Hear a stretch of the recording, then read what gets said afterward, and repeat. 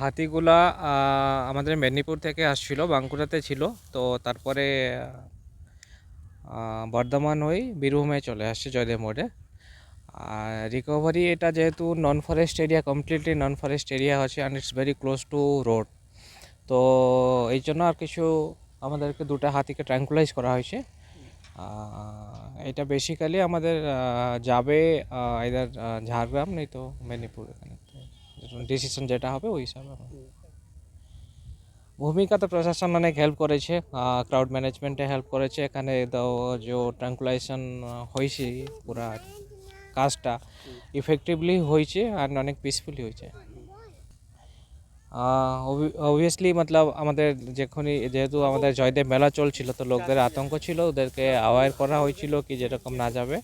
And successfully করা হয়েছে, কোনো ক্ষতি হয়নি, কিছু হয়নি। এটা আমাদের যেটা ডিসিশন হবে ওই হিসাবে আমাদেরকে আইদার ওখানে ঝাড়গ্রাম নয়তো মেদিনীপুর, যেটা ফাইনাল হবে ওখানে।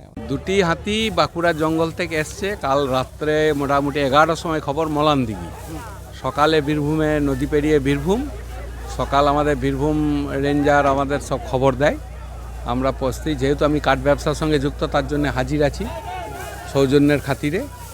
তারপর এখান থেকে মোটামুটি বীরভূম ডিওফও, বর্ধমান ডিওফও, বর্ধমান সিসিএফ আর বাঁকুড়া ডিওফও এবং সমস্ত রেঞ্জার এবং পুলিশ প্রশাসন, ফায়ার ব্রিগেড সব হাজির।